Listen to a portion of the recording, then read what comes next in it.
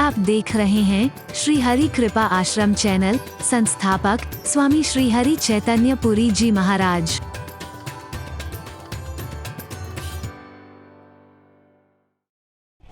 और परंपराएं बना दी गई कि पुत्र जब यहां खोपड़ी में मारेगा ना, तब तुम्हारी मुक्ति हो जाएगी। अरे मुक्ति तुम्हारे कर्मों से होगी, तुम्हारे आचरण से होगी, तुम्हारे अच्छे स्वभाव से होगी, तुम्हारे जीवन से होगी। मात्र पुत्र के होने से और पुत्र के द्वारा ये क्रिया करने से तुम्हारी मुक्ति हो जाए, इस भ्रम में कभी मत जीने की कोशिश करो। आगे बढ़ो, हटाओ इन परंपराओं। खुले शब्दों में आह्वान सारी दुनिया के विद्वानों को है मेरा। ये परंपराएं क्यों आई हैं? कन्या भ्रूण हत्या जैसी कन्या को एक अभिशाप क्यों माना जाने लगा है? एक व्यक्ति की 9 कन्याएं हो गई हैं। देश में आबादी की कितनी बढ़ती हुई बेतहासा संख्या एक समस्या बना हुआ है, और ऐसे में फिर एक संतान की तैयारी है। क्यों? एक बेटा मिल जाए बस। अरे पुत्र को रत्न समझो, मेरा कोई विरोध नहीं, लेकिन बेटी को भी कांच का टुकड़ा मत समझो कभी। हमारे कुल का नाम कैसे चलेगा? बड़ी प्यारी कथा सुनाई। हमारे कुल का नाम कैसे चलेगा? एक पुत्र होना बहुत आवश्यक है। श्री राम का नाम उनके पुत्र की वजह से चल रहा है, बोलो ना। कृष्ण का नाम पुत्र की वजह से चल रहा है। जगत गुरु आदि शंकराचार्य का नाम बोलो ना, पुत्र की वजह से चल रहा है। स्वामी विवेकानंद का नाम पुत्र की वजह से चल रहा है।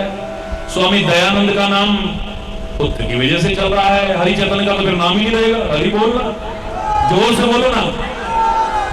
लेकिन मुझे तो सारे अपने भाई, अपने बच्चे नजर आते हैं। मैं एक बात कह रहा हूं, कहने का भाव समझने की कोशिश कीजिएगा। अगर पुत्र की वजह से राम का नाम है, तो बताओ ना, राम के कुल में इस समय कौन है जिसकी वजह से राम का नाम चल रहा है? बताओ ना, जिसने कुल का नाम आगे बढ़ा रखा है। कोई तो बता दो ना, बताओ ना, प्लीज मुझे बताओ ना। अगर नहीं बता सकते हो तो इन रूढ़िवादी परंपराओं और विचारधाराओं पर त्यागो। बढ़ती हुई जनसंख्या वैसे ही एक समस्या बनी हुई। नरकों से अगर तुम्हारा त्राण होगा तो यहां भी जो पहले नरक बना रखा है, पहले इसके स्वर्ग बनाने की कोशिश करो।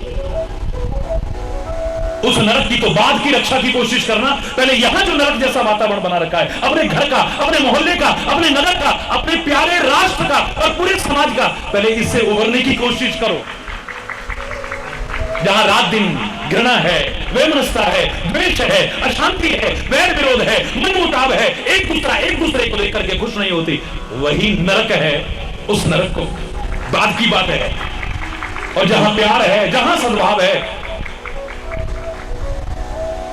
जहां शांति है, जहां सौहार्द है, जहां एक दूसरे को देख करके खुश हो जाता है, एक दूसरे की तरक्की देख करके खुश होता है, एक दूसरे के दुख को देख करके दुखी हो जाता है, वही स्वर्ग है।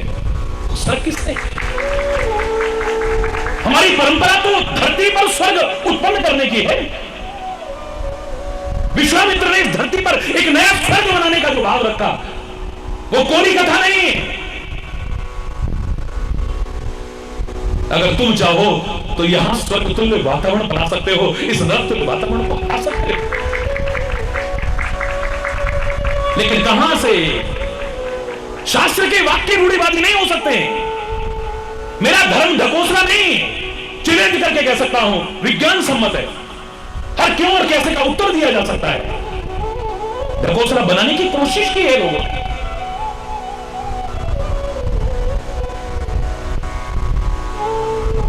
वक्त के हिसाब से जहां संशोधन की आवश्यकता हो, अरे संविधान में संशोधन होता नहीं होता है? तुलसी तो कहता है, राम के मुख से जब भी कुछ बुलवाता है, देश काल अवसर अनुहारी, बोले राम बाद में है, पहले देश काल अवसर अनुहारी। देश काल और अवसर के अनुसार बोलने की कोशिश करते हैं।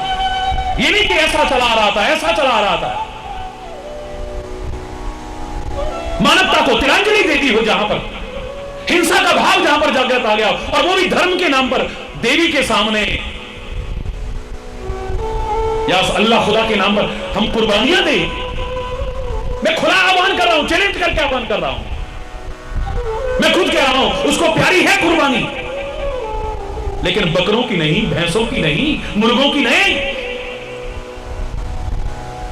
बेजान नहीं लेकिन बेजुबान पशुओं की नहीं।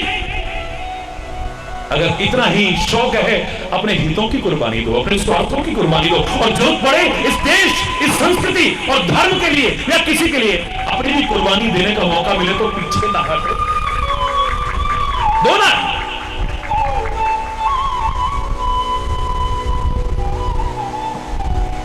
बलिदान किया है बहुत लोगों ने, आज उनका नाम है और हमेशा नाम रहेगा। इस मृत्यु लोक में जहां हर कोई आकर के मरेगा एक दिन, वो मरकर के भी अमर हो गए हैं, अमर शहीद कहलाते, बलिदान दिया है उन्होंने। खाली वो वाला बलिदान नहीं दिया है, खाली जीवों को काट करके बलिदान नहीं दिया है। मां खुश हो जाएगी, मां मैं उसे मां ही मानने को तैयार नहीं जो जीवों की हत्या से प्रसन्न होती है। जगत माता है वो, करुणा की प्रतिमूर्ति। वो किसी जीव की हत्या करके कैसे खुश हो, देख करके कैसे खुश हो सकती है, सोचो। पशुओं को समाप्त किया रूढ़िवाद की परंपराओं के कारण। क्या संशोधन की आवश्यकता नहीं है?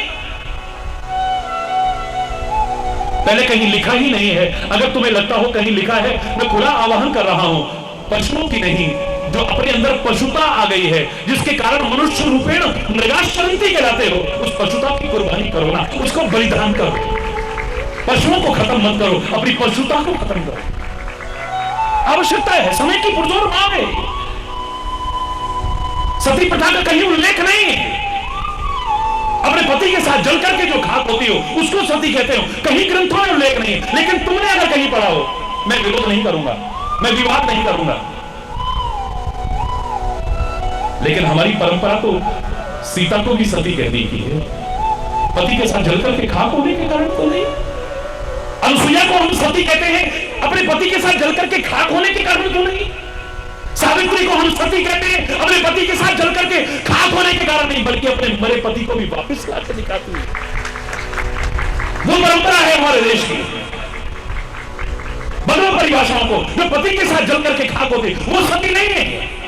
अगर कहीं आपको पढ़ने को मिले, काट दोष है जो अपने सतीत्व की रक्षा करती है, जो अपनी मर्यादा की रक्षा करती है, अपने धर्म की रक्षा करती है, कुल की मर्यादाओं के अनुसार आगे बढ़ने की कोशिश करती है, धर्मानुसार जीवन जीने की हो सकती है।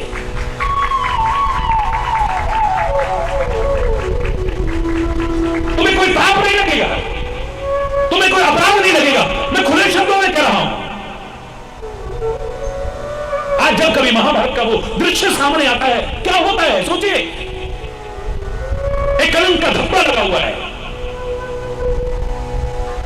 द्रौपदी 5-5 पतियों में बट गई। परंपरा को समझा नहीं, ना समझी में जो हो गया बस उसी को लकीर के फकीर बनकर के। अच्छाइयों की जब चर्चा होगी, हरि चैतन्य भी उसको, युधिष्ठिर को धर्मराज कहने में संकोच नहीं करेगा, लेकिन इस कृत्य के लिए उसे धर्मराज कह जाए हो ही नहीं सकता है। मां हम बड़ी अच्छी चीज लाए हैं, चीज नहीं है, नारी को चीज नहीं है, वस्तु नहीं है, पदार्थ नहीं है। मां की भी गलती नहीं है, उसने देखा नहीं, आपके शब्द सुन करके कहा पांचों भाई बांट लो।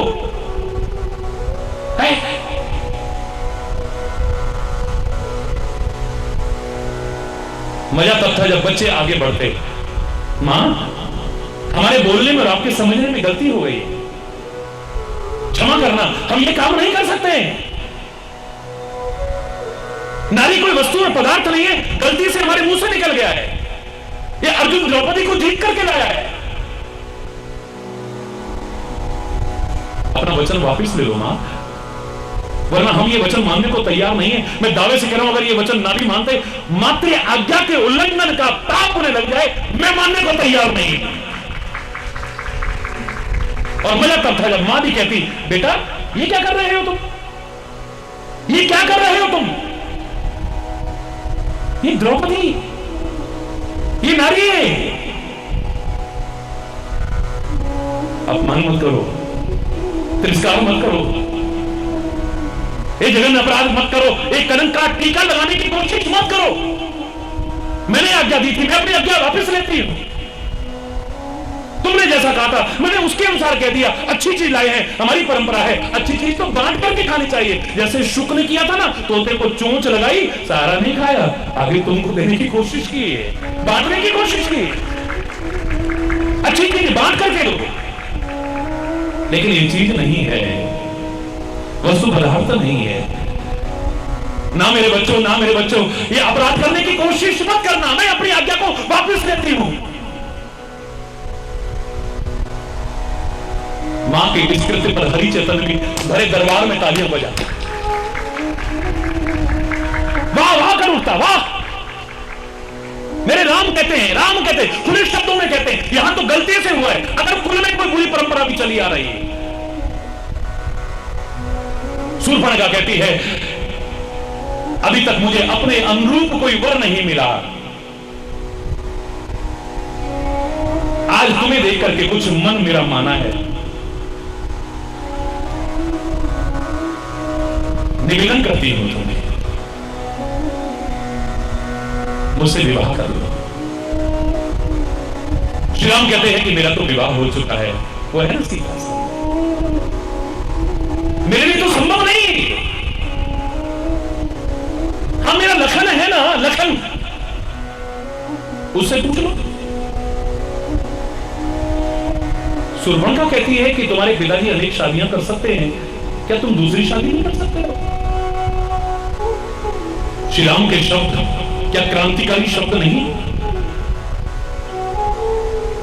घिसी पिटी रूढ़िवादिता की परंपराएं जो चली आई हैं, उनको तोड़ने की, झकझोरने की क्या एक साहस की घटना नहीं है? मेरा राम कहता है कि देवी, मेरे पिता क्या करते हैं मैं ये नहीं देखता, मेरे पिता जो अच्छा करते हैं मुझे लगता है वही अपनाने की कोशिश करता हूं। मेरे पिता अनेक शादियां करते हैं, कोई आवश्यक नहीं कि मैं भी उनका परम भक्त तभी हूं जब उनकी तरह से अनेक शादियां करूं।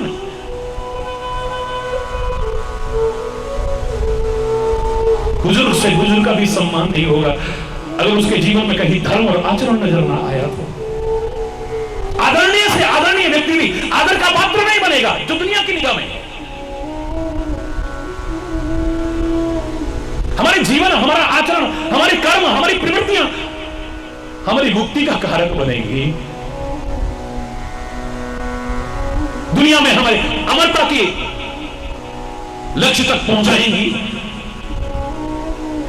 खाली पुत्र पैदा होने से कोई अमर हो जाता हो, मुझे नहीं लगता है, मुझे नहीं लगता। ये अधूरे अर्थ व्याकरण के अनुसार चाहे जितने अर्थ कर लो, बाकी समाज को तो व्यावहारिकता की आवश्यकता है, आज बहुत आवश्यकता है। ये गलत परंपराएं समाज से तभी समाप्त हो जाएंगे जब एक व्यावहारिकता का संदेश सामने आएगा। मैं अगर वो वाक्य करूं तो आपके समझ में भी नहीं आएगी शायद, और ही बोलना। वो तो जहां संस्कृत विद्यालय में, जहां वैसी जगहों पर जाता हूं भी करता हूं, लेकिन यहां तो आपके तो समझ में आएगी भी नहीं। अरे बोलना, जोर से बोलो ना। आप एमए क्लास पास हैं, पीएचडी किया है, लेकिन अगर पहली कक्षा के विद्यार्थी को पढ़ाने को कहा जाए तो ये मत शर्म करो, हमारा स्टैंडर्ड घट जाएगा, लोग क्या कहेंगे, इनको खाली इतना ही आता है, का से कबूतर। अरे बोलना, जोर से बोलो ना।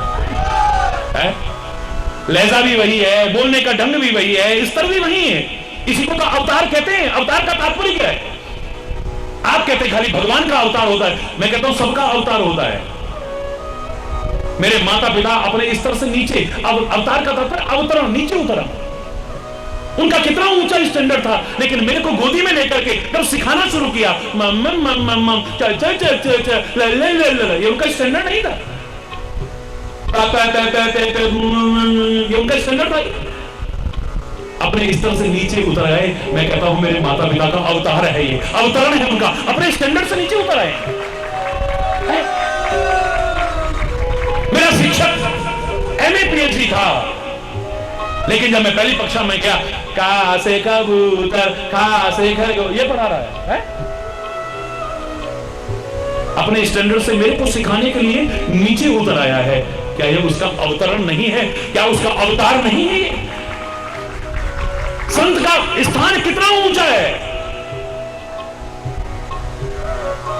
लेकिन आपको सिखाने के लिए हरि बोल है। क्योंकि जिसको सिखाना है ये नियम है कि पहले तो हमारे आचरण में हो, चाहे गुरु शिष्य को सिखाना, चाहे संत समाज को, माता पिता बच्चों को, शिक्षक विद्यार्थियों को, पहले अपने जीवन के आचरण में हो और उनके स्तर पर उतर करके सिखाओगे तब समझ में आएगा, वरना नहीं आने वाला है। यही अवतार है। महोच्चय पदानाम नियंत्रत्वम एकम परेशान परम रक्षणम रक्षणानाम। जो सबसे ऊंचे पद पर प्रतिष्ठापित है वो नीचे उतर आता है, हमारे बीच उतर आता है, मानव बन करके आ जाता है। हमारे जैसे खेल करता है, देख करके कई बार शंकाएं हो जाती हैं। तुम्हारे मन में तो क्या, ब्रह्मा के मन में शंका आ गई, ये भगवान है, ये भगवान। एक साल बाद आकर के चरणों में प्रणाम किया है, क्षमा याचना की। देवराज इंद्र के मन में ये शंका आ गई, ये भगवान हो सकता है, ये गाय चराने वाला, मेरी पूजा बंद कराई इसने, मजा चखाऊंगा, ब्रज को डुबो करके रख दूंगा, तबाह कर दूंगा। पर जाको रखे साइया मार सके ना तो।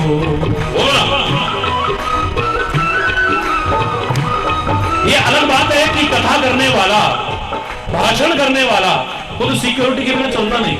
अरे बोल, जाको रखे साइया मार सके ना तो।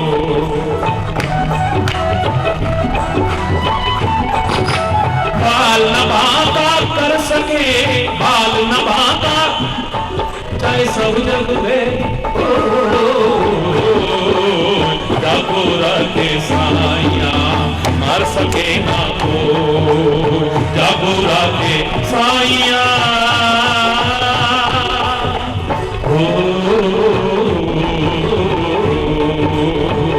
मुद्दई लाख बुरा चाहे तो क्या होता है,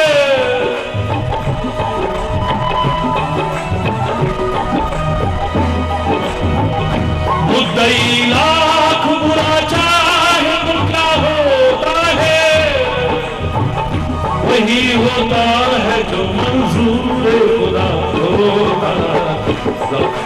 जाको रखे साइया मार सके ना कोई। अरे यहां तो साक्षात परमात्मा है, साक्षात है? अहंकारवश कहता है ब्रज को डुबो दूंगा मैं, ब्रजवासियों को डुबो दूंगा मैं। यहां भी तो उसने पिछली बार भी और इस बार यही कोशिश की थी ना। हरि बोलना, जोर से बोलो ना। वहां खाली कृष्ण से ही नहीं हारता है, वो कृष्ण के भक्तों से भी हार जाता है। आपने तो वो दिखा दिया है। हरि बोलना। अगर ऐसी लीलाएं ना करता तो ब्रह्मा, सृष्टि के पैदा करने वाले ब्रह्मा के मन में शंका बताती, ये भगवान। देवराज इंद्र के मन में शंका आ जाती, ये भगवान। बड़े बड़े ऋषि मुनियों के मन में आ गई, भगवान शिव की अर्धांगिनी सती के मन में आ गई। कालभुषुंडी 27 कल्प में भगवान का अवतार दे चुका, उसके मन में आ गई। गरुड़ सेवा करने गया है, भगवान समझ करके गया है, उनके मन में आ गई। हरि बोल। यहां तक कि जो साथ रहते थे वानर, उनके मन में आ गई, ये भगवान हो गए, ये। हरि बोल रहा है, जोर से बोल रहा है। अपने स्तर से नीचे उतर आता है, नीचे उतर आता है, इसलिए उसे अवतार कहते हैं, अवतरण, नीचे उतर आता है। और हमारे बीच आकर के, हमारे जैसा बन करके हमको सिखाने की कोशिश करता है, यही तो उसकी कोशिश है।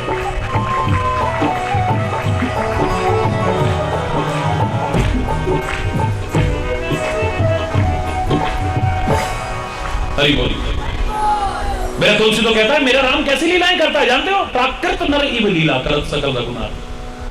प्राकृत माने सामान्य मनुष्य, क्योंकि आप लोग नहीं तो वंचित रह जाओगे। क्या कहोगे? मैं कहूंगा राम के चरित्र से प्रेरणा लो। वो तो भगवान थे जी, वो तो कर सकते थे जी, हम तो सांसारिक प्राणी हैं, हम कहां कर सकते हैं महाराज, प्लीज ये शिक्षा हमारे लिए थोड़ी बनी है। अरे बोल रहा, वो कहता है कि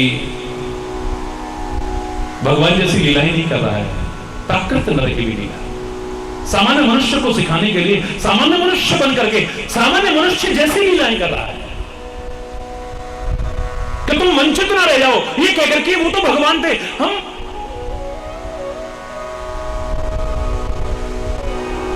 क्योंकि बड़े बड़े लोग संत महापुरुष अवतार ये जिस राह पर चलते हैं वो दुनिया के लिए अनुसरण का एक मार्ग बन जाता है, पंथ बन जाता है, इसलिए वो ऐसा चलने की कोशिश करते हैं कोई वंचित ना रह जाए।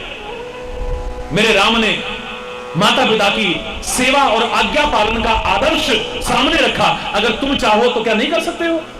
बोलो ना, जोर से बोलो ना, अरे और जोर से बोलो ना। हाँ, अगर तुम चाहो तो क्या नहीं कर सकते हो? मेरे राम ने भाई भाई के प्यार का एक आदर्श रखा है, कर्तव्य पालन के लिए तत्पर है, वहां अधिकार की लड़ाई नहीं। अधिकार तो फुटबॉल बना हुआ है, फुटबॉल। अयोध्या का विशाल साम्राज्य राम भरत की ओर उछालता है, भरत राम की ओर उछालता है। वो कहता है ये राजा बनेगा, वो कहता है ये राजा बनेगा।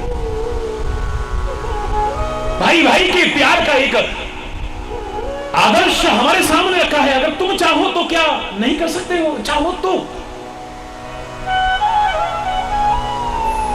श्री राम ने धर्म के साम्राज्य के स्थापित होने में, धर्म की संस्थापना में नित्य तत्परता दिखाई है। क्या तुम चाहो तो अपना एक अंशदान योगदान नहीं दे सकते हो? अधर्म के विनाश के लिए सदैव तत्पर रहे, अगर तुम चाहो तो क्या नहीं कर सकते हो? समाज के उपेक्षित वर्ग को अपने गले से लगाया है। निषाद जिसे लोग नीच समझते थे, उसकी छाया को भी छू करके अपवित्र मानते थे, उसको भी अपने भरत भाई की तरह अपने गले से लगाने की कोशिश की है। ऋषि मुनियों की, ब्रह्मचारियों की, वनवासियों की ठुकराई हुई उस शबरी को अपने गले से लगाया है। अगर तुम भी चाहो तो समाज के उपेक्षित ठुकराए हुए वर्ग को अपने गले से लगाने की कोशिश नहीं कर सकते। अगर तुम न कर सके होते तो छोटे छोटे बच्चों को स्कूल में पढ़ाया ना जाता। एक स्कूल में मैं गया, एक नन्हा सा बच्चा मेरे से कहता है, माला जी मेरे को कोई भजन नहीं सुनाने देता और मेरा को चुनता भी नहीं है। मेरे समय कम था, लेकिन मैंने कहा बच्चा बहुत प्यार से श्रद्धा से कह रहा है, इसको आगे आने दो। छोटा सा नन्हा सा बच्चा आकर के माइक हाथ में लेके कहता है, मैं सुना दूं? मैंने कहा हाँ सुना दो। राम भले वीर थे, लने में दीर थे, सीता उनती लानी थी, भारत की महारानी थी, लक्ष्मण उनते भैया थे, वो भी बड़े लड़ैया थे, हम भी राम बनेंगे, बड़े बड़े काम करेंगे, बोलो यार रामचंद्र भगवान की, हम भी राम बनेंगे।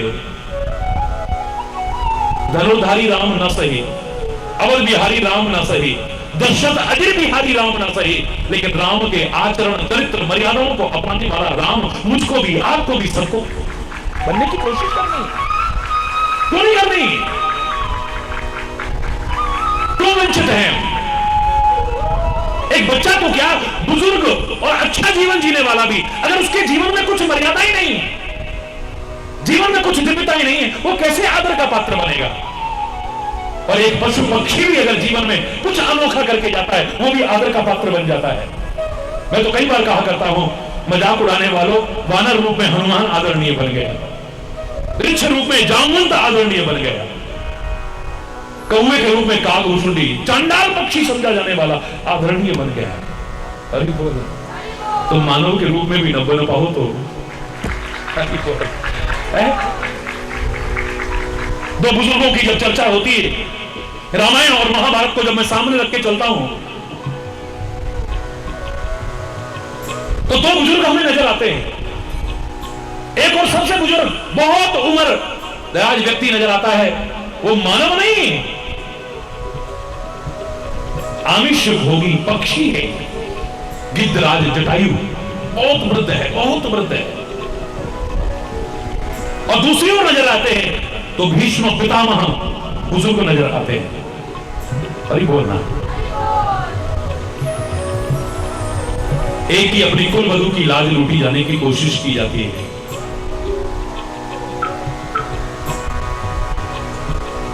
सामने वाले शक्ति और सामर्थ्य में कम है,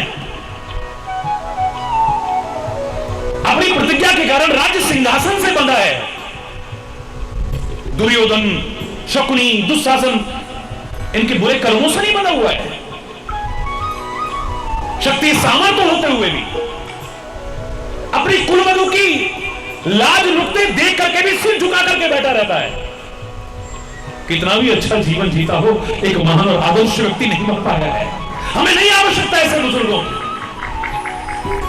और एक दूसरी ओर ऐसा बुजुर्ग भी है जो पक्षी के रूप में है, अपनी कुलवधू नहीं, जंगल में जा रही एक नारी को राक्षस के चंगुल में देख करके, ये जानने के बावजूद कि सामने वाला जो रावण है ये मेरे से ज्यादा शक्ति संपन्न है, इससे विरोध करके मैं जिंदा नहीं रहूंगा, लेकिन मेरी जान चाहे चली जाए,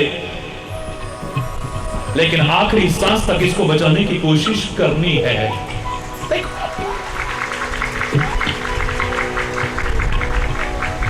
तभी तो देखो ना अब क्या मिलता है।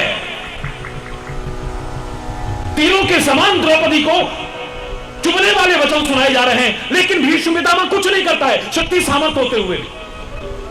विदुर की तरह ना को नीति का पालन किया, अगर विरोध नहीं कर सकते थे, प्रतिरोध नहीं कर सकते थे, उठ के तो चले जाते, कम से कम मौन सहभागिता तो न देते अपनी। तीरों के समान चुभने वाले वचन सुनाए जा रहे थे, लेकिन शक्ति सामर्थ्य होते हुए कुछ नहीं करा, तो तीरों की शैया ही मिली है, अंत नहीं। लेकिन इस जटायु ने शक्ति सामर्थ्य उतनी न होते हुए फिर एक नारी की लाज बचाने की कोशिश की है, उसकी जान बचाने की कोशिश की है, और अपनी जान तक कुर्बान, उसे प्रभु की गोदी मिलती है, उसे तीरों की शैया मिलती है, और इसे अपने पिता को भी जो सौभाग्य राम नहीं दे पाए, अंतिम समय में दर्शन नहीं दे पाए, अंतिम क्रिया उनके अपने हाथों से नहीं कर पाए, आज जटायु की अंतिम क्रिया अपने हाथों से करते हैं, गोदी में लेटाते हैं। अंतिम स्नान कराना है, जल नहीं है, क्या करते हैं? आंखों से अश्रु धारा प्रवाहित हो चलती है, जल की आवश्यकता नहीं, अपने आंसुओं से ही नहला देते हैं। देखा कि धूल लगी रह गई, धूल लगी रह गई है, काहे से साफ करूं, काहे से साफ करूं?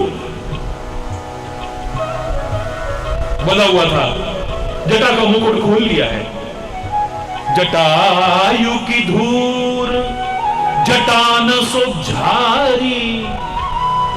अपनी जटाओं से, जटायु की धूल को जटाओं से साफ करने की कोशिश करते हैं। और रामायण के अनुसार देखें तो जो राम का रूप है, श्री हरि का रूप है, ये गिद्धराज जटायु में वही रूप, चतुर्भुज रूप धारण करके तब उनके लोक को प्रस्थान करता है। काहे के कारण?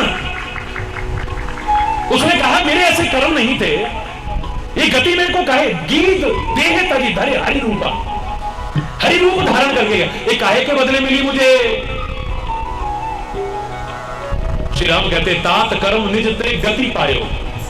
हे पिताश्री, पिताश्री, आपने अपने कर्मों से गति प्राप्त की, आपने शक्ति सामर्थ्य न होते हुए भी एक धर्म का महान कार्य किया है। आपको ये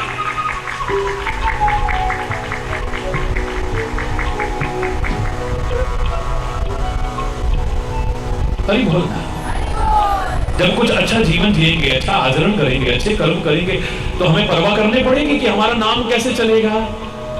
मैं तो परमात्मा कहता हूं आपको पुत्र रत्न भी मिले, पुत्री रत्न भी मिले, क्योंकि मैं पहले कह रहा हूं पुत्र को रत्न मानो, मेरा कोई विरोध नहीं, लेकिन पुत्री को विकास का टुकड़ा मत समझो।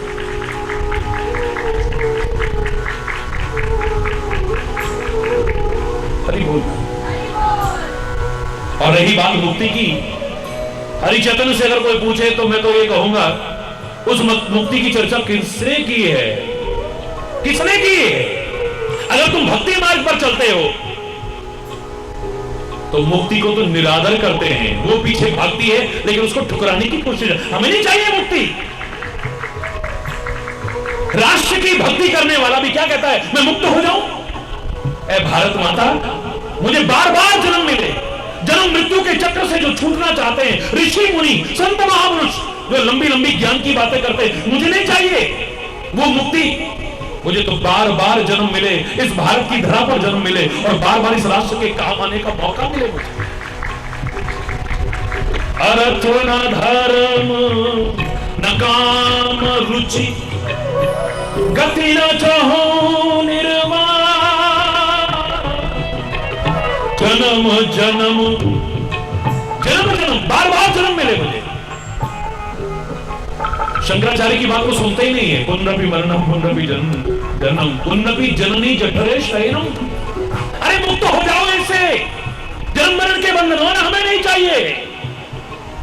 मुक्ति निरादर भगति लोभाई। तुलसी कहता है एक भक्त तो मुक्ति का निरादर करता है, मुझे मुक्ति नहीं चाहिए, बार बार जन्म चाहिए। बार बार इस नरक समझे जाने वाले गर्भ में मैं आऊं, अपने वतन के काम आ सकूं, अपने धर्म के काम आ सकूं, अपनी संस्कृति के काम आ सकूं और किसी के काम आ सकूं। बार बार चाहिए, तेरे काम आ सकूं। ऐ परमात्मा नहीं चाहिए। न तो हम कामाये राज्यम न स्वर्गम न पुनर्भवम। मुझे नहीं चाहिए।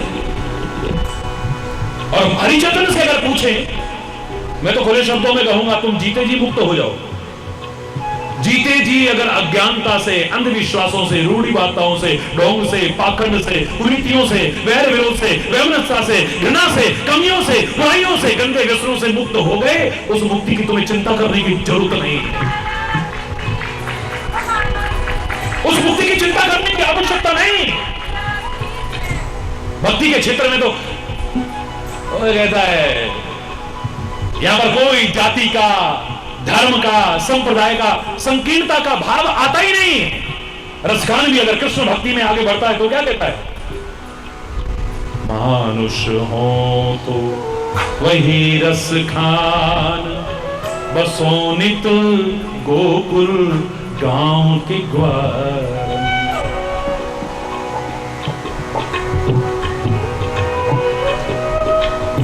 जो पशु हो तो कहा बस मेरो, चलो नित नंद की धेनु मझार।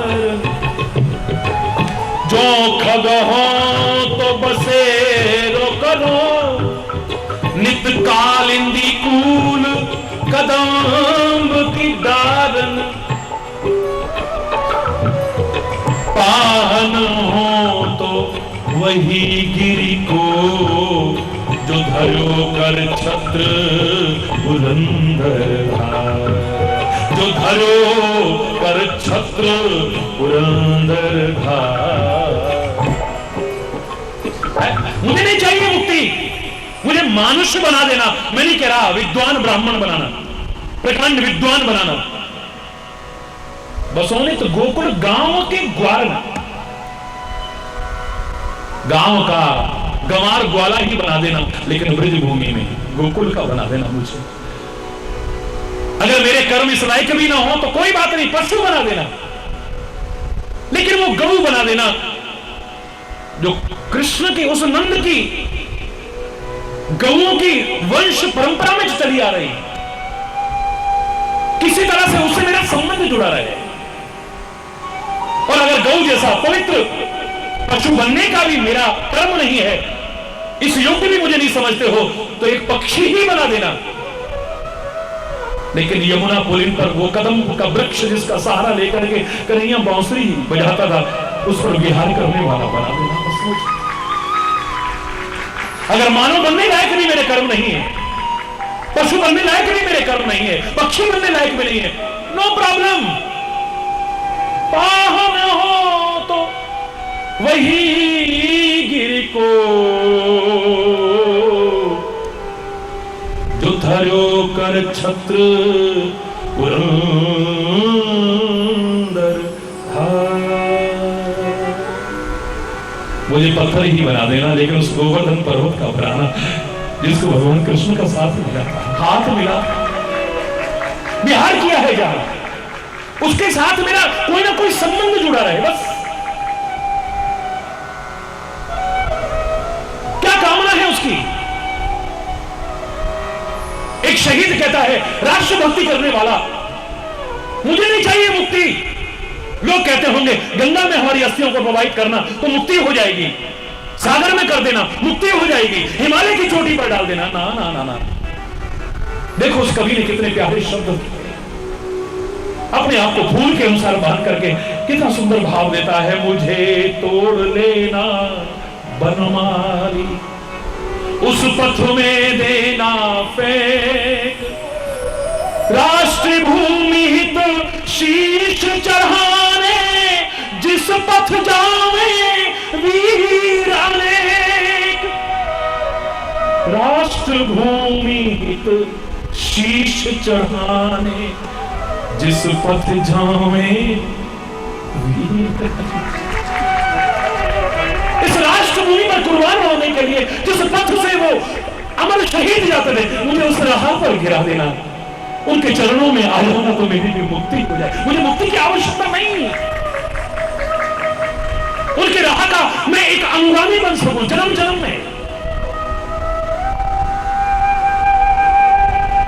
श्रवण कुमार कब चाहता है कि इस जन्म में मैंने माता पिता की सेवा की है, अगले जन्म में ना करूं? वरना तुम लाख माता पिता की सेवा करने वाले भी बन गए, पर श्रवण कुमार अभी तक नहीं मरा है। मरा है अभी? कितनी सेवा तुमने की, लेकिन तुम्हें देख करके लोगों ने यही कहा, वारे श्रवण कुमार, वारे श्रवण कुमार, वारे श्रवण कुमार। ये तो बिल्कुल श्रवण कुमार है। श्रवण कुमार था, श्रवण कुमार है, श्रवण कुमार रहे। सत्य का अनुसरण करने वाला खत्म हुआ कभी? तुमने सच बोला तो क्या कहा? अरे तो बड़ा हरिश्चंद्र है भैया। सत्य का नाटक भी अगर तुमने किया तो भी क्या कहा? राजा राजा हरिश्चंद्र बनने की कोशिश मत कर।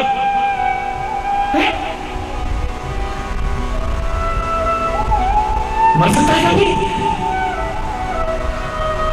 How it can be possible, how it can be. मैं हरिचैतन्य ईश्वर की कृपा से तो हमेशा कहा करता था, nothing is impossible in this world. Impossible itself says that I am possible. Impossible के स्पेलिंग है I am possible। बचपन से कहने वाला हरिचैतन्य इसके लिए कह रहा है how it can be possible। वतन के काम आने वाला, धर्म के काम आने वाला, सत्य के काम आने वाला, माता पिता के काम आने वाला, किसी के भी काम आने वाला, संस्कृति के काम आने वाला, न मरा था, न मर रहा है, न आगे मरेगा कभी। पापी मरे संत सब जीवे। वो पवित्र गुरुवाणी कितने प्यारे शब्द कहती है। मैं तो सब जगह जाता हूं और एक बात चाहे दोहराने जैसी लगे, मुझे कोई अंतर नजर नहीं आया बचपन से।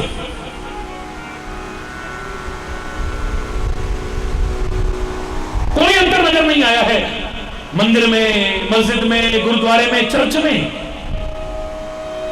हरिचैतन्य से अगर कोई पूछे कि मंदिर, मस्जिद, चर्च, गुरुद्वारे में आपको कोई अंतर नजर आया, तो बचपन से मैंने एक ही बात कही थी, उधर मंदिर, उधर मस्जिद, उधर गुरुद्वारा, उधर गिरजा, उधर गिरजा, उधर गिरजा, तेरा मन आए वहां गिर जा, लेकिन ऐ मानव चरित्र से मत गिर, प्रेम एकता सद्भाव से मत गिर, भाईचारे से मत गिर, नैतिकता से मत गिर, राष्ट्रीयता से मत गिर। गिरना है तो अपने महापुरुषों के चरणों में गिर जा, गिरना है तो अपने बड़े बुजुर्गों के चरणों में गिर जा, गिरना है तो इस देश की संस्कृति के चरणों में गिर जा। यहां गिरेगा भी तो तेरा जीवन उठ जाएगा, संभल जाएगा तेरा जीवन। पवित्र गुरुद्वारे जब गया तो वहां क्या कहा? कौन मरेगा? तुम मरोगे, कोई सवाल ही नहीं। पापी मरे संत सब जीवे, राम रसायन रसना हे,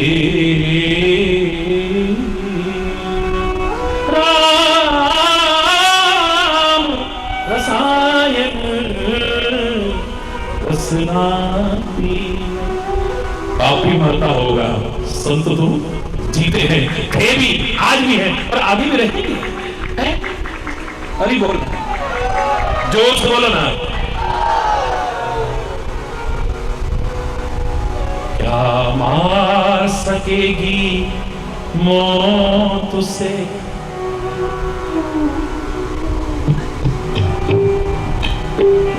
मेरा खुला आह्वान है आप लोगों से।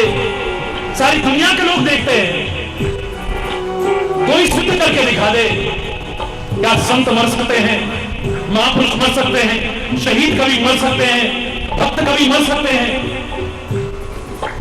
जो रहता है हरदम उनका तसव्वुर इबादत नहीं तो फिर और क्या है। तेरे नाम पर जिंदगानी लगा दी, शहादत नहीं तो फिर और क्या है। कबीर तो कहता है राम मरे तो मैं मरूं। मृत्यु लोक में आके भी जहां सब मरेंगे, आया है सो जाएगा, राजा रंग तो फकीर। अरे बोलना, जोर से बोलो ना।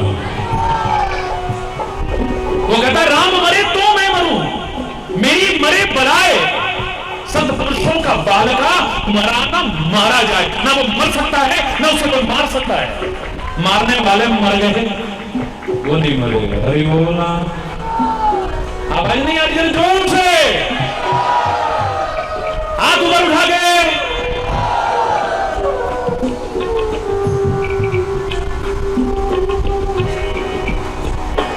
क्या मार सकेगी मौत उसे, औरों के लिए जो जीता है, मिलता है जहां का प्यार उसे, औरों के जो आंसू पीता है।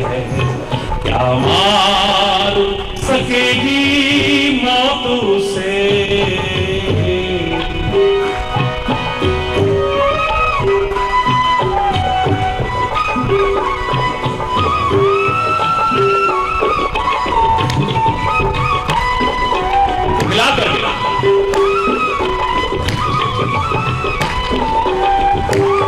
माध्यम से, इस गीत के माध्यम से अपने उन महापुरुषों को, अपने उन दिव्य आत्माओं को, अपने उन शहीदों को श्रद्धांजलि अर्पित कर रहा हूं। जिनकी कुर्बानियों को हम कभी भूल नहीं सकते हैं और भूलना भी मत, और उनको व्यर्थ भी मत जाने देना।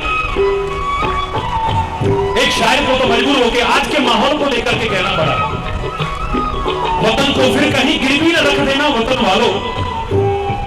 शहीदों ने ये करके बड़ी मुश्किल से चुका है।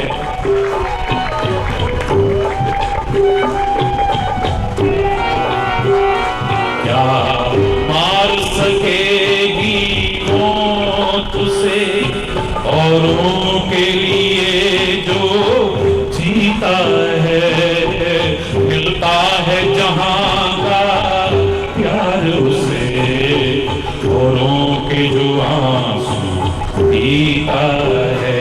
क्या मार सकेगी मौत उसे।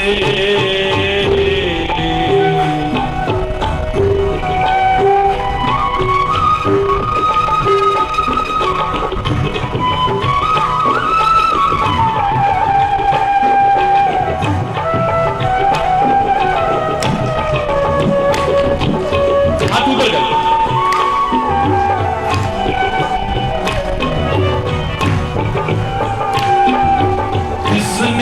विष पिया बना शंकर, जिसने विष पिया बना शंकर, जिसने विष पिया बनी मीरा, जिसने विष पिया बना शंकर, जिसने विष पिया बनी मीरा, जो बेधा गया बना मोती, जो काटा गया बना हीरा, जो बेधा गया बना मोती, जो काटा गया बना हीरा, वो नर है तो हीरा,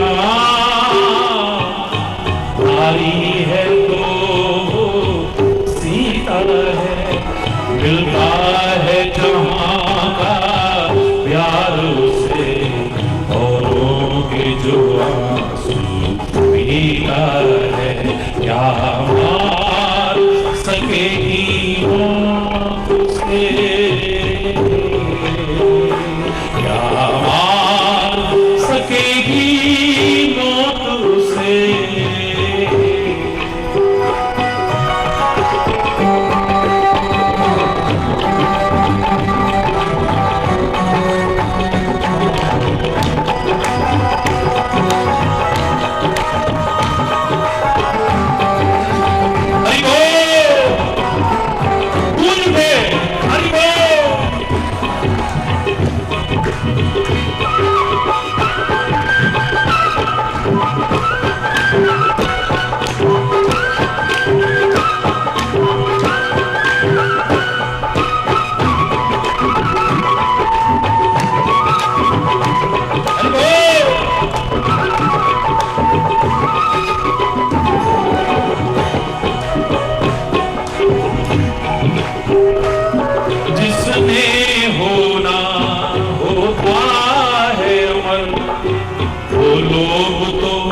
मरते ही आए, जिसने होना होता है अमर, वो लोग तो मरते ही आए, औरों के लिए जीवन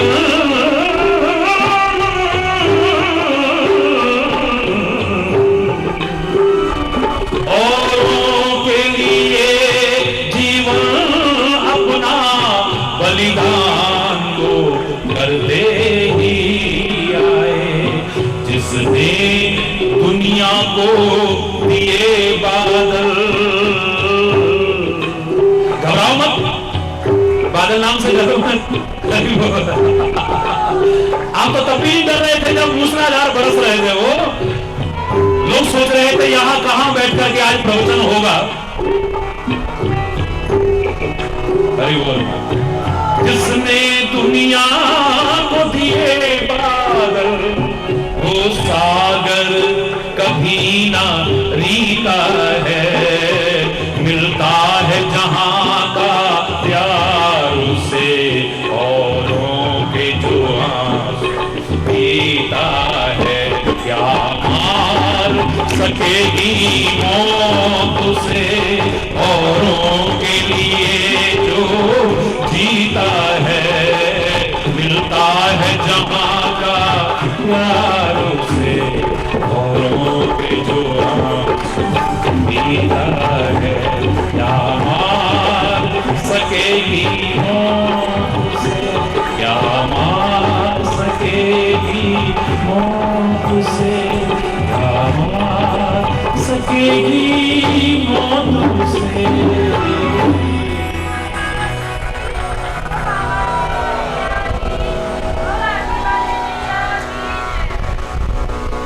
आम तो बहुत छोटी चीज है, आम तो बहुत छोटी चीज है, फलों का राजा है, ठीक ठीक, इसका लाभ हर कोई थोड़ी उठा पाएगा।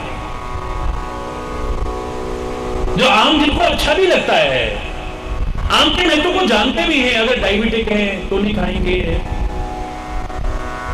बहुत मोटापा है तो नहीं खाएंगे, तो नहीं कितनी चीजों में वर्जित कर देंगे, डॉक्टर्स मना करेंगे मत खाओ भाई मत खाओ। लेकिन ये जो मिठास है इसे अपना लिया तो बस। हालांकि उपमा बहुत छोटी है, उपमा बहुत छोटी है,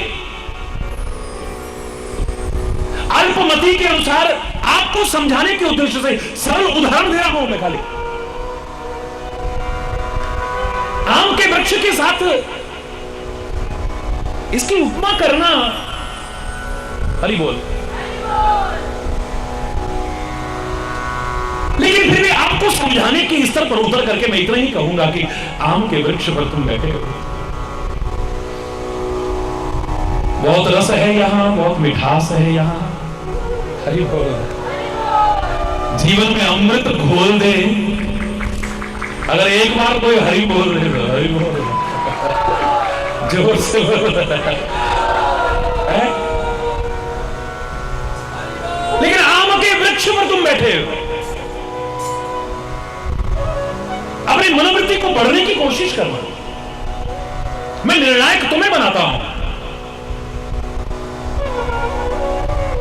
मैं किसी को परीक्षक नियुक्त नहीं कर रहा हूं आपके लिए, आपकी अंतरात्मा को नियुक्त कर रहा हूं। महात्मा तो जानते ही हैं, परमात्मा तो जानते हैं, लेकिन तुम अपनी अंतरात्मा में झांकने की कोशिश करना। परम सौभाग्यशाली बनने का एक मौका मिला है हमें। उस मौके में इस वृक्ष पर बैठ करके हम में से कोई गिद्ध दृष्टि तो नहीं रख रहा है, हम में से कोई कौवा बनने की कोशिश तो नहीं कर रहा है, क्योंकि गंदगी में मुंह मारने की। हम में से कोई कबूतर बन करके सुनने से वंचित भी, जैसे वो गुटरगू करता रहता है,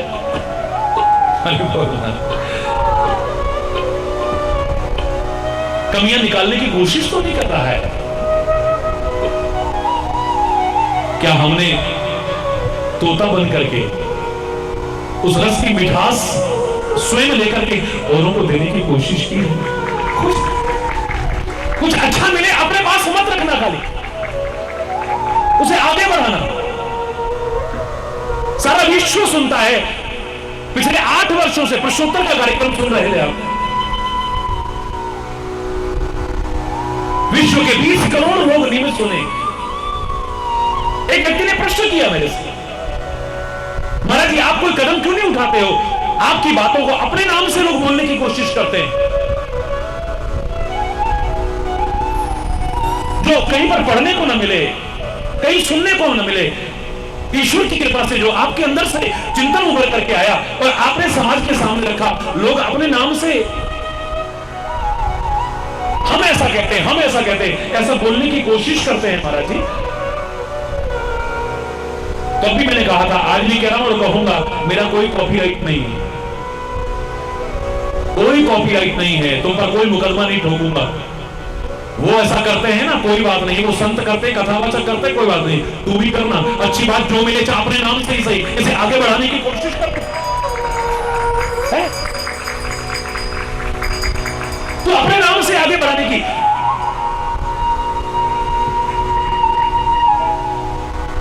अरे मुझे तो एक उदाहरण इसके लिए सबसे अच्छा नजर आया। एक व्यक्ति ने एक रचना तैयार की, कितनी सुंदर रचना, सारे विश्व ने स्वीकार की है, जन जन ने स्वीकार की, और वो रचना आप सबको आती है। हिंदुस्तान भर में, विश्व भर में जो लोग भारतीय संस्कृति के प्रति लगाव रखते हैं, वो रचना सबको आती है, लेकिन किसी को पता नहीं कि उसका लेखक कौन है। किसी ने अपना नाम जोड़ दिया, मैं भी और आप भी बस उसी नाम से बोलते चले आ रहे हैं। ओम जय जगदीश हरे, स्वामी जय जगदीश हरे, भक्त जनों के संकट, दीन जनों के संकट क्षण में दूर करे। ओम आती है तो मैं सारी आपकी नहीं बुलवा रहा, अगर आती है तो हाथ ऊपर उठा के ताली बजाते हुए स्वर में स्वर मिला करके एक पंक्ति बोलेंगे, जय जगदीश हरे, स्वामी जय जगदीश हरे, भक्त जनों के संकट, दीन जनों के संकट क्षण में दूर करे। ओम जय जगदीश हरे। किसने लिखी है रचना? मैंने टेलीविजन पर बताया, सारे विश्व के लोग हैरान रह गए, हमें पता ही नहीं, मालूम नहीं किसी को। एक व्यक्ति ने आगे बढ़ा दिया, श्याम सुंदर जी की आरती जो कोई नर गावे स्वामी प्रेम सहित आगे, कहत शिवानंद स्वामी कहत हरि मनवांछित फल पावे। आप कहोगे महाराज जी आज क्या बातें ले बैठे, लेकिन इस बात को मैं कह रहा हूं आपसे, मेरे प्रसंग से संबंधित है। कौन है शिवानंद, कौन है हरिहर? Nobody knows. मंदिर में पंडित जी बोल देते हैं, घर में आप बोल देते हैं, महाराज जी भी बोल रहे हैं। किसी को पता ही नहीं रचना लिखी किसने, बढ़ा दिया है इसने आगे। हर लेखक अपनी रचना के नीचे अपने नाम का इशारा करता है। ये रचना का लेखक था पंजाब प्रांत के फिल्लौर जगह, आपने सुनी हो, वहां के पंडित जी थे श्रद्धानंद फिल्लौरी जी। ये उनके नाम की रचना है, उन्होंने लिखी थी उस जमाने में जब यहां अंग्रेजों का शासन चला करता था। महाभारत के बहुत कुशल वक्ता थे और इतने जोशीले बोलते थे कि अंग्रेजों को डर लगता था ये लोगों में कुछ भड़काव पैदा ना कर दें कि हमारी नींव हिला करके रख दें। उनकी कथाओं पर रोक लगा दी गई। वो पंडित श्रद्धानंद फिल्लौरी जी ने अपने नाम का अंतिम पंक्ति में उल्लेख किया है, उनकी रचना यहीं तक थी बस। विषय विकार मिटाओ पाप हरो देवा, स्वामी कष्ट हरो देवा, श्रद्धा भक्ति बढ़ाओ, श्रद्धा प्रेम बढ़ाओ, संतन की सेवा हो। मेरा उद्देश्य आरती सुनाना नहीं है, लेकिन जो आपने कहा कि आपकी बात को लोग अपने नाम से बोलते हैं, मैंने कहा लोग तो क्या आप भी बोलो, यहां जो अच्छा लगे इसे खुद भी अपनाओ और औरों तक पहुंचाने की कोशिश करो। बस यही तो मेरा आह्वान है। मेरा कोई कॉपीराइट नहीं है, ना तो श्रद्धानंद जी आएंगे और ना उनके परिवार के कोई व्यक्ति आपके आके ये कहने वाले हैं आप ये शिवानंद और हरिहर क्यों बोल रहे हो। ये कौन है? ये राइटर नहीं है कोई, ये तो आगे बढ़ाई हुई रचना है। तुलसीदास आपको आके रोकने वाले नहीं है अगर उनकी बातों को आप अपने नाम से भी बोलने लगोगे। सूरदास आपको आके रोकने वाले नहीं है। आजकल के लोग छोटा मोटा ज्ञान रखकर के लिए कुछ ले तो कॉपीराइट के प्रति जागरूक हो जाते हैं। हमारी इसकी एक पंक्ति भी कोई ना ले वरना केस कर दिया जाएगा। आपने गाने की हमारी लाइन कैसे ले ली, आपने हमारी ट्यून कैसे ले ली, आपने हमारा संगीत कैसे ले लिया। वहां पर हो सकता है, लेकिन यहां पर तो मैं खुला आह्वान करता हूं, मानव बनाना है, तोता नहीं। लेकिन तोते की तरह से यहां से मीठा मीठा चुनना, मीठा मीठा खुद चखना, मीठा लगे तो इसे आगे पहुंचाने की कोशिश करना। अपने नाम से भी बोलोगे तो मेरा कोई विरोध नहीं। बड़ी सुंदर भावनाएं बना करके, बहुत सुंदर भावनाएं बना करके ये 4 दिन का जो अवसर हमें मिला है ना, अपने मस्तिष्क के कपाट खोल लेना, अपने हृदय के द्वारों को खोल लेना, भर जाएगा देखना।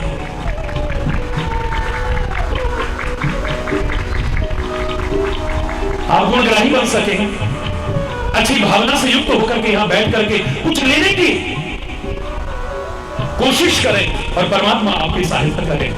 कुछ अच्छा लेकर के जीवन में अपना करके जीवन को अच्छाई की ओर आगे बढ़ा सके, मैं आप सबके लिए आह्वान करता हूं। बहुत आवश्यकता है आज, बहुत आवश्यकता है। वरना अपने जीवन को देख लो, अपने घर को देख लो, अपने समाज को देख लो, अपने वतन को देख लो, क्या दशा नहीं दुर्दशा हो चुकी है। अरे बोलना गंदा ही गंदा किया है हमने, किया क्या है। परमात्मा ने इतनी सुंदर बुद्धि दी है, इसको गंदा कर दिया है। अच्छा चिंतन मिला है, इसे गंदा कर लिया है। मन मिला है, इसे सुमन नहीं बना पाए, अच्छा मन नहीं बना पाए, इसे गंदा कर लिया है, निर्मल नहीं कर पाए इसे। लोक पावनी त्रिताप हारणी गंगा जी हमें मिली, हमने उसको भी गंदा कर दिया है। जोर से बोलो ना। हमें ये वायु मिली है जान बचाने के लिए, ये पर्यावरण मिला है जान बचाने के लिए, अपनी रक्षा के लिए, लेकिन हमने इसको भी गंदा कर दिया है। अरे कबीर दास की तरह अगर इतना कह देते ना, दास कबीर जतन ते ओढ़ी, दास कबीर जतन ते ओढ़ी, जो की त्यों धर दी कदरिया चीनी रे चीनी, राम नाम रस धीनी चदरिया रे राम नाम रस धीनी चदरिया धीनी रे। फिर समय भी हो रहा है, आरती भी होगी।